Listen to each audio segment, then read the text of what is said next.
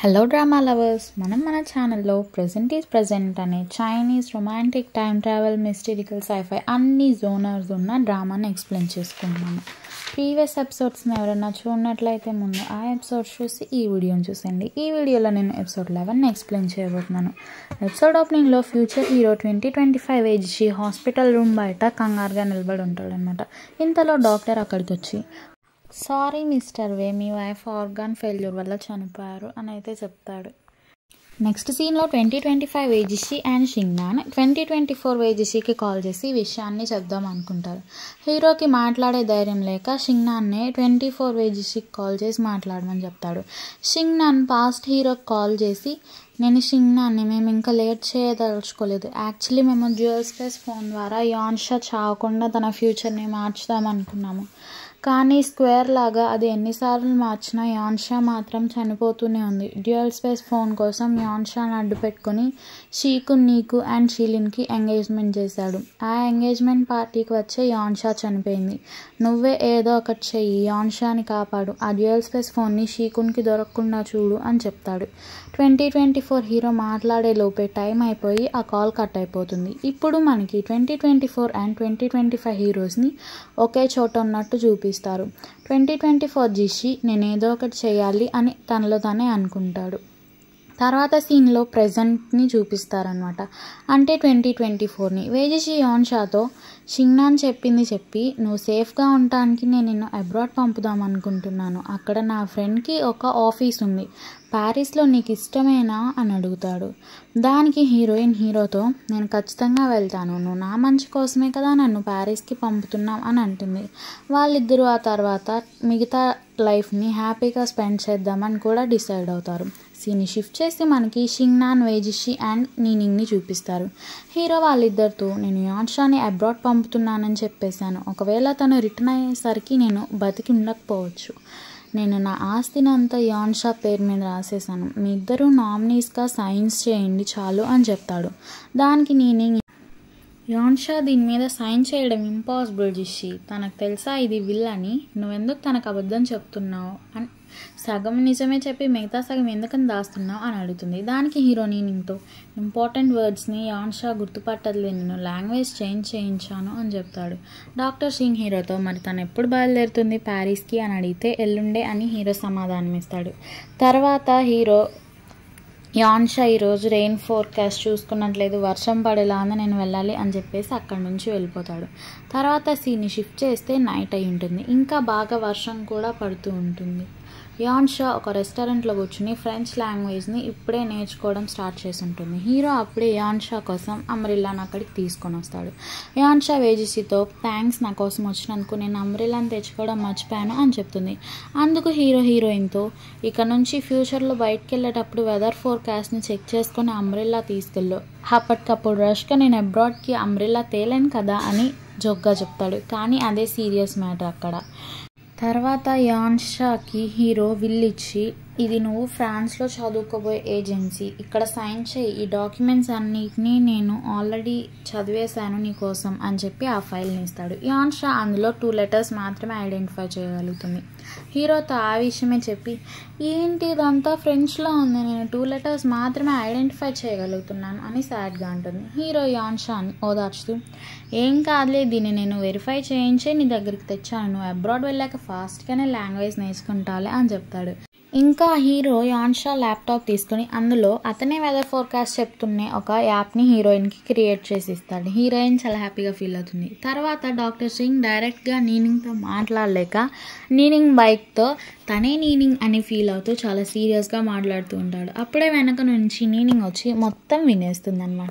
షింగ్నాన్ చెప్పడం పూర్తయ్యాక నీనింగ్ ముందుకొచ్చి, అయిపోయిందా ఇంకేమన్నా ఉందా చెప్పడానికి అంటుంది. డాక్టర్ సింగ్ కొంచెం ధైర్యం తెచ్చుకొని, నేను నీతో సీరియస్గా మాట్లాడాలి అంటాడు. నీనింగ్ షింగ్నాన్తో, ఇక్కడ కాదు, నేను ఒక ప్లేస్కి తీసుకెళ్తా, అక్కడ మనం మాట్లాడుకుందాం అంటుంది. సీన్ని ఇక్కడికి కట్ చేసి హీరో అండ్ హీరోయిన్ వైపుకి షిఫ్ట్ చేస్తారు. వాళ్ళిద్దరూ ఒక బుక్ స్టోర్లో కూర్చుని ఉంటారు. యాన్షా వేజిషితో, నేను అబ్రాడ్కి వెళ్ళే ముందు బుక్ స్టోర్కి డేట్కి తీసుకొస్తావు అని ఎప్పుడూ అనుకోలేదు అంటుంది. ఆ మాటలకి వేజిషి యాన్షాతో నేను నిన్ను స్టడీ చేద్దాం అనుకుని నిన్ను ఈ బుక్ స్టోర్కి తీసుకొచ్చాను యాన్షా అని చెప్తాడు. ఇంతలో యాన్షాకి అక్కడ కొంచెం దూరంలో ఒక ఫోన్ బూత్ అయితే కనిపిస్తుంది. అదేంటి అని హీరోని అడిగితే వేజిషి అక్కడున్న వాళ్ళని పిలిచి కొంచెం దాని గురించి మాకు ఎక్స్ప్లెయిన్ చేయగలరా అని అడుగుతాడు. అక్కడికి ఒక లేడీ ఎంప్లాయీ వచ్చి అది time space phone booth sir, అక్కడ మీరు ఎవరికన్నా మెసేజ్ పంపాలన్నా లేక మీకు మీరే మెసేజ్ పంపాలనుకున్నా వెళ్ళి అందులో రికార్డ్ చేయండి మీ మాటలు. మీరు మీ మెసేజ్ చెప్పడం పూర్తయ్యాక ఒక కార్డ్ అయితే బయటకు వస్తుంది. ఇంకా దానికి ఒక QR కోడ్ కూడా ఉంటుంది. మీరు దాన్ని ఎవరికి ఇవ్వాలో అడ్రస్ రాసి మాకు చెప్తే కరెక్ట్గా 1 year తర్వాత మేము దాన్ని వాళ్ళకి పోస్ట్ చేస్తాము అని చెప్తుంది.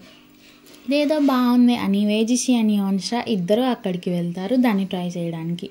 రాక్ పేపర్ సిజర్స్ ఆడితే ఫస్ట్ టర్న్ హీరోకే వస్తుందన్నమాట. అందుకని ఫస్ట్ హీరోనే వెళ్ళి ఫోన్ బుత్లో మెసేజ్ చెప్పడం స్టార్ట్ చేస్తాడు. అది చాలా ఎమోషనల్ రికార్డింగ్ అయి ఉంటుంది. హీరో దాన్ని యాన్షాకి పంపాలనుకుంటాడు. ఇలా చెప్పడం కూడా స్టార్ట్ చేస్తాడనమాట. హలో యాన్షా, నువ్వు ఈ రికార్డింగ్ వినేసరికి నేను నీతో ఉండకపోవచ్చు అని నేను ఇప్పుడే గెస్ చేశాను. అది నా లైఫ్లో ఒక ఇన్సిడెంట్ వల్ల నేను నా పేరెంట్స్ని అండ్ నా జాయ్ని కోల్పోయాను. ఆ తర్వాత ఇంకో ఇన్సిడెంట్ వల్ల నేను అటిక్లో లాక్ చేసుకుంటే నువ్వు వచ్చి నేను కోల్పోయిన జాయ్ మొత్తాన్ని నాకు తిరిగిచ్చా అని ఏడుస్తూ చాలా మెసేజ్ అయితే చెప్పాడు. హీరోయిన్ యాన్షా వేజిషికి చాలా పెద్ద మెసేజ్ అయితే పంపుంటుంది. అది చాలా హ్యాపీ రికార్డింగ్ ఉంటుంది. అది మనకైతే పూర్తిగా వినిపించరు.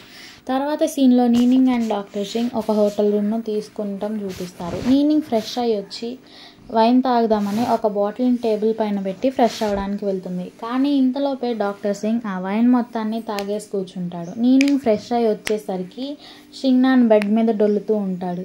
నీనింగ్ సింగ్నాన్ని డ్రింక్ చేసావా అని అడుగుతుంది. లేదని సింగ్నాన్ అంటే మరి నువ్వు ఎందుకు ఇంత పిచ్చి పిచ్చిగా బిహేవ్ చేస్తున్నావు అని నింగ్ డాక్టర్ సింగ్ని అడుగుతుంది. దానికి సింగ్నాన్ నింగ్తో నేను నీతో కలిసి పడుకోవాలనుకుంటున్నాను అని చెప్పి అలానే నీనింగ్ చేయి పట్టుకొని చిన్నపిల్లాడిలాగా నిద్రపోతాడు. తర్వాత సీన్లో హీరో ఒక కేక్ని తన ముందు పెట్టుకొని కూర్చుని ఉంటాడు.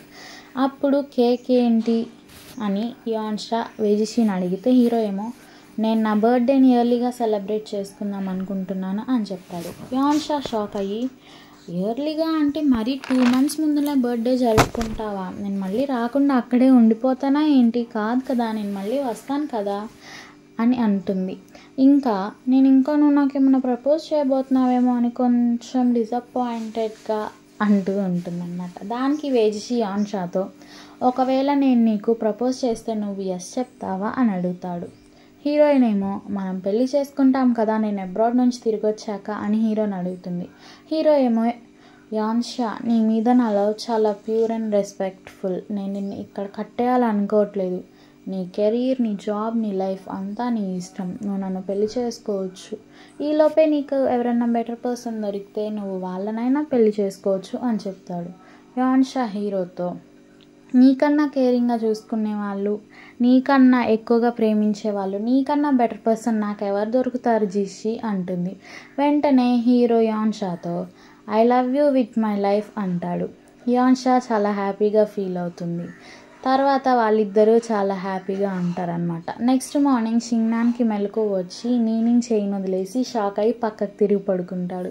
నీనింగ్ కూడా లేచి డాక్టర్ సింగ్తో రాత్రి నువ్వే కదా ముందు జంప్ చేసి మనం కలిసి పడుకుందామన్నావు అంటుంది. డాక్టర్ సింగ్నాన్ బాగా సిగ్గుపడిపోతుంటే నీనింగ్ అసలు జరిగిందేంటో రివీల్ చేసి నీ ఫ్రెండ్ అలాట్ చేసిన వర్క్ ఇంకా చాలా ఉంది, నేను వెళ్ళాక చేయాలి, త్వరగా రెడీ అవ్వు, ఇక్కడ నుంచి వెళ్దాము అని చెప్తుంది. నీనింగ్ వెళ్ళిపోయాక డాక్టర్ సింగ్నాన్ ఇంకా సిగ్గుపడుతూనే ఉంటాడు. తర్వాత వేజిషి యాన్షాని ఎయిర్పోర్ట్లో డ్రాప్ చేయడానికి వెళ్తాడు. యాన్షాకి సెండ్ ఆఫ్ ఇచ్చి టైం చూసుకొని ఎవరికో కాల్ చేస్తాడనమాట హీరో. వాళ్ళతో మనం చేద్దాం అని చెప్తాడు. ఈ సీన్ని చూపిస్తూ ఈ ఎపిసోడ్ని ఎండ్ చేస్తారు. అంటే వేజిషి యాన్షాని దూరంగా పంపేసి ప్రాబ్లమ్స్ అన్నిటినీ అతనే ఫేస్ చేయాలని ఒక పెద్ద డెసిషన్ తీసుకుంటాడనమాట. ఇంకా హీరోయిన్కి ఏం కాకూడదు అనేసి జాగ్రత్తగా తన్ని ఫారెన్ పంపుదామని కూడా ప్లాన్ వేసుకుంటాడు. ఎందుకంటే హీరోకి ఆల్రెడీ తెలిసిపోయింది కదా షీలిన్ వాళ్ళ నాన్న షీకున్ ఆ ఫోన్ కోసం ట్రై చేస్తున్నాడని. అందుకనైతే ఇలా చేస్తాడనమాట. మీకు కానీ వీడియో నచ్చినట్లయితే ఛానల్ని సబ్స్క్రైబ్ చేయడం మాత్రం మర్చిపోకండి. Thank you for watching.